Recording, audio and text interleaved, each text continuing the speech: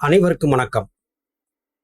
ஞானபூமி என்று அழைக்கப்பட்ட பரதகண்டம் இப்போது மிகவும் துரதிருஷ்டவசமான ஒரு நிலையிலே சென்று கொண்டிருப்பது நமக்கு ஆழ்ந்த வருத்தத்தை கொடுக்கிறது. தனி மனிதனின் ஆன்மீக விழிப்புணர்வை பொறுத்தே பாரத நாட்டின் கதிமோட்சம் இருக்கிறது என்று சுவாமி விவேகானந்தர் முழங்கினார்.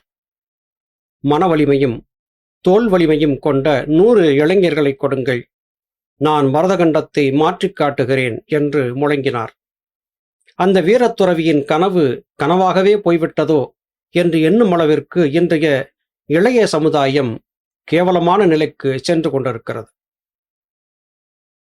பல இடங்களிலே நாம் பார்க்க முடிகிறது. பொது இடங்களிலே, பலர் நடமாடும் இடங்களிலே சின்னஞ்சிறு வயதை சார்ந்த சிறார்கள் மது அருந்தியபடியாகவும் போதை பழக்கத்திற்கு அடிமையானபடியாகவும் சாலை ஓரங்களிலே கூட்டமாகச் சேர்ந்து அரட்டை அடிப்பதும் சுயநினைவின்றி விழுந்து கிடப்பதும் பார்க்க முடிகிறது. நான் வாழ்ந்திருக்கும் ஊரிலேயே வட்டாட்சியர் அலுவலகம் இருக்கிறது. அலுவலகத்தை ஒட்டி ஒரு தண்ணீர் வாய்க்கால் இருக்கிறது. அந்த வாய்க்கால் கரை ஓரம் மாலை வேளைகளிலே சின்னஞ்சிறுவர்கள் மது அருந்துவதை பார்த்திருக்கிறேன். இன்றைய சூழலை பார்த்து பயந்து மாலை வேளைகளிலே, இரவு சூழக்கூடிய வேளைகளிலே அந்த பாதையில் பயணிப்பதையே பெண்கள் தவிர்த்து வருகிறார்கள். மிக மிக சின்னஞ்சிறு பிராயத்தைச் சேர்ந்த சிறுவர்களாகவே இருக்கிறார்கள். இவர்களுடைய இந்த செயல்பாடுகள் நமக்கு ஆழ்ந்த வருத்தத்தை கொடுக்கின்றன. ஒவ்வொருவர் கையிலும் மதுக்குப்பிகள், கையிலே வெண் சுருட்டு, வாயிலே புகை, மேலும் கையிலே ஒரு கைபேசி, அதிலே கண்ட படங்களை பார்ப்பது என்று இவர்களுடைய வாழ்க்கை சென்று கொண்டிருக்கிறது. இவர்களுடைய இந்த வாழ்க்கை இப்படி சீரழிவதற்கு மது ஒரு காரணம் என்றால், பொய்யான உலக மாயை ஒரு காரணமாகிறது. சிறு பெண்கள், ஆண்கள் காதல் என்கிற ஒன்றிலே சிக்கி தவிக்கிறார்கள். இதற்கு என்ன காரணம் என்பதை புரிந்து கொள்ள முடியவில்லை. நாம் ஆழ்ந்து பார்த்தவர்களும் பெரும்பாலும் இது போன்ற காரியங்களுக்கு திரைப்படங்கள் தான் அடிப்படையாகின்றன என்பது புரிகிறது. திரைப்படங்களை கொண்டு எதை சாதிப்பதாக நினைத்தீர்கள், எதை சாதித்திருக்கிறீர்கள் என்று நாம் கேட்க வேண்டியிருக்கிறது. சாதியை ஒழிப்பதற்கு திரைப்படங்கள் மூலமாக நாங்கள் நல்ல கருத்துக்களை சொல்கிறோம், காதல் திருமணங்கள் ஏற்படுவது நல்லதுதானே என்று ஒரு சாரார் வாதிடுகிறார்கள். தான் பார்த்து பார்த்து வளர்த்த பெண் அல்லது பிள்ளை வாழ்க்கையை தாறுமாறாக வாழும்போது பார்க்கும் பெற்றோர்கள் கண்களிலே இரத்த கண்ணீர் வடிகிறது. சில வேளைகளிலே இது மிகப்பெரிய குடும்ப வன்முறைகளுக்கும் கூட காரணமாகிவிடுகிறது. காதல் என்றால் என்ன? இதை பற்றி இன்றைய இளைஞர்கள் என்ன புரிந்திருக்கிறார்கள் என்றால், மேல் ஜாதிக்கார பெண், கீழ் ஜாதிக்கார பெண் என்று, அல்லது மேல் ஜாதிக்காரான், கீழ் ஜாதிக்காரான் என்று சொல்லப்பட்டு வந்ததை உடைக்கிறோம் பேர்வழி என்று மிகவும் பிரச்சனைக்குரிய குடும்பத்தை சார்ந்த பெண்களை, ஆண்களை காதலிப்பதாகச் சொல்லி குடும்பங்களுக்குள்ளே பிரச்சனைகளை ஏற்படுத்தி வருகிறார்கள். சில வேளைகளிலே இது மிகப்பெரிய அசம்பாவிதங்களுக்கும் கூட வழிவகுத்து விடுவதை பார்க்க முடிகிறது.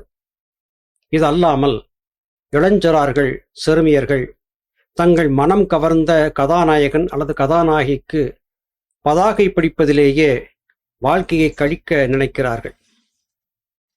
உழைப்பதற்கு இவர்களுக்கு மனமில்லை, ஆனால் செலவுக்கு பணம் வேண்டும். இது மாதிரியான இளஞ்சரார்களை குறிவைத்து சிலர் அவர்களை குழப்பி தவறான பாதைக்கு இட்டுச் செல்வதையும் கூட சஞ்சிகைகள் வாயிலாக நம்மால் தொடர்ந்து பார்க்க முடிகிறது.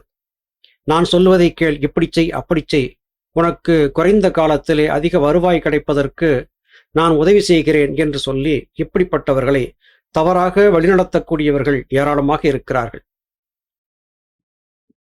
இந்த தகவல்களை எல்லாம் சின்ன சின்ன படங்களாக உருவாக்கி தரும்படியாக ChatGPT அல்லது கூகுள் ஜெமினி என்பதிடம் கேட்டபோது அது வரைந்து கொடுத்த படங்களையே இங்கே திரையிலே உங்களுக்கு காட்டிக் கொண்டிருக்கிறேன். இளைஞர்கள் மிகவும் சோம்பல் கொண்டவர்களாக மாறியிருக்கிறார்கள்.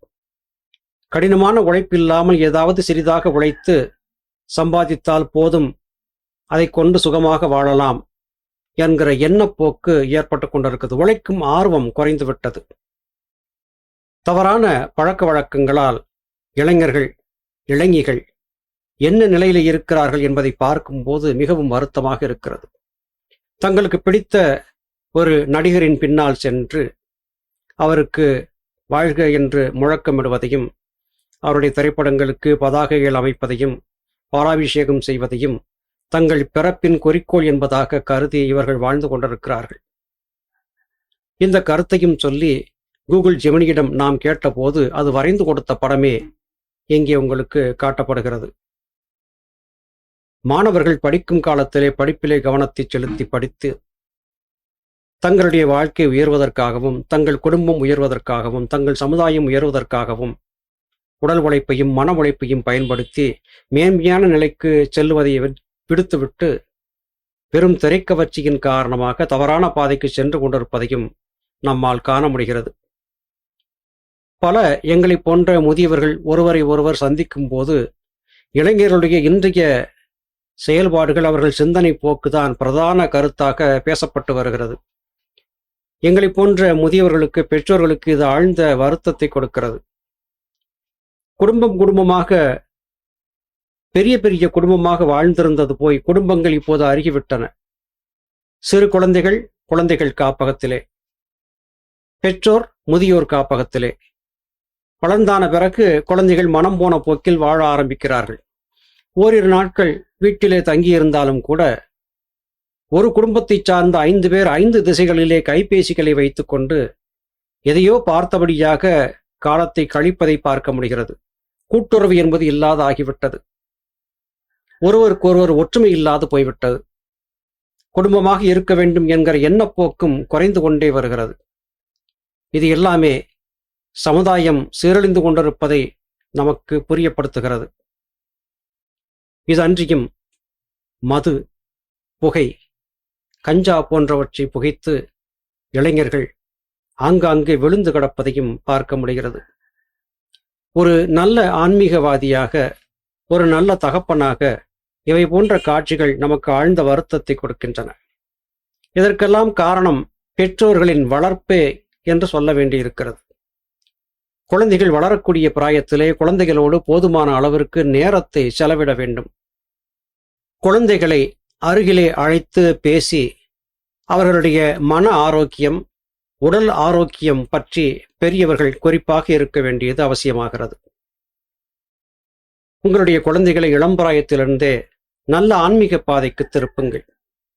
எளிய தியான முறைகளை பழக்குவதும், ஆலய வழிபாடுகளை செய்ய வைப்பதும் உங்கள் குடும்பத்துக்கு மட்டுமல்ல, இந்த தேசத்திற்கும் நல்ல இளைய சமுதாயத்தை உருவாக்கி கொடுத்த புண்ணியத்தை உங்களுக்கு கொடுக்கும். தியானம் செய்வது என்றால் ஏதோ மதம் சார்ந்த விடயம் என்று கருதிவிட வேண்டாம். உங்களுக்கு மதம் பிடிக்கவில்லை என்றால் அமைதியான ஏதாவது ஒரு இடத்தை தேர்ந்தெடுத்து அமர்ந்திருந்து எளிமையான தியான பயிற்சிகளை மேற்கொள்ளலாம் என்று குழந்தைகளுக்கு சொல்லிக் கொடுக்கலாம். உங்கள் குழந்தைகள் யாரோடு பழகுகிறார்கள், அவர்கள் நண்பர்கள் எப்படிப்பட்டவர்கள், அவர் என்ன விதமான காரியங்களில் ஈடுபடுகிறார்கள் என்பதையெல்லாம் அன்றாடம் கவனிக்க வேண்டியது அவசியமாகிறது. இவற்றையெல்லாம் பெற்றோர் தங்கள் கடமை உணர்ந்து செய்தாக வேண்டியது அவசியமாகிறது. தமிழிலே ஒரு பழமொழி உண்டு, உழுகிற நாளில் ஊருக்கு போனால் அறுக்கிற நாளில் ஆள் தேவையில்லை என்று. பருவத்தே குழந்தைகள் வளர்ந்து வரும்போது பெற்றோர்கள் அவர்களை கண்காணித்து சரியான பாதைக்கு திருப்ப வேண்டும். அப்படி இல்லாவிட்டால் விரும்பத்தகாத விளைவுகள் சமுதாயத்தில் ஏற்பட்டு கொண்டே இருப்பதை தவிர்க்க முடியாது. ஏதோ மனதில் பட்ட ஆதங்கத்தை இங்கே சொல்ல வேண்டும் என்று கருதிய காரணத்தால் சொல்லி பயணிக்கிறேன். வெறும் ஆன்மீக கருத்துக்களை சொல்லிச் செல்கிறோம்.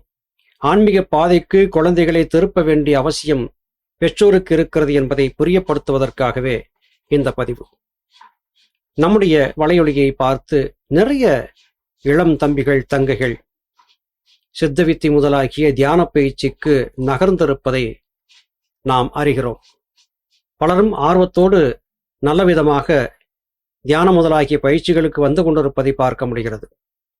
ஆனால் தியானம் முதலாகிய பயிற்சிகளை சொல்லிக் கொடுப்பவர்கள் நேர்வழியில் நடந்து சரியான பாதையை இளைஞர்களுக்கு காட்டிக் கொடுப்பதை விடுத்து, இவர்கள் பணம் சம்பாதிக்க வேண்டும், தங்களை உயர்ந்த குருவாக காட்டிக்கொள்ள வேண்டும் என்பதற்காக தங்களுக்கு தாங்களே பலவிதமான குரு பட்டத்தை போட்டுக்கொண்டு இளைஞர் சமுதாயத்தை ஏமாற்றியும் வருகிறார்கள். சற்று மனதை திருப்பி சிந்தித்து பாருங்கள்.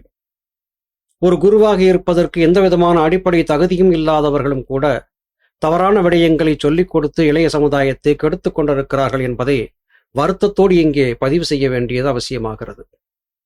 அருமை சகோதர சகோதரிகளே, தியானம் முதலாகிய பழக்கங்களை குடும்ப பழக்கமாக மாற்ற முயற்சி செய்யுங்கள். மாமிச வகைகளை தவிர்க்க இயலவில்லை என்றாலும் கூட அதிகமாக உண்பதை தவிர்த்து விடுங்கள். குழந்தைகளை ஆன்மீக பாதைக்கு திருப்புங்கள். தக்கதொரு ஆன்மீக குருவை கண்டறிந்து அவரிடமிருந்து யோக பயிற்சிகளை கற்றுக் கொடுத்து உங்கள் குடும்பத்தை மாத்திரமல்லாது இந்த சமுதாயத்தையும் காப்பாற்றுங்கள் என்று உங்களிடத்திலே மன்றாடி கேட்டுக்கொண்டு இன்றைய இந்த பதிவை நிறைவு செய்கிறேன். மீண்டும் மற்றொரு பதிவிலே உங்களை சந்திக்கிறேன். அதுவரையிலும் நன்றி, வணக்கம்.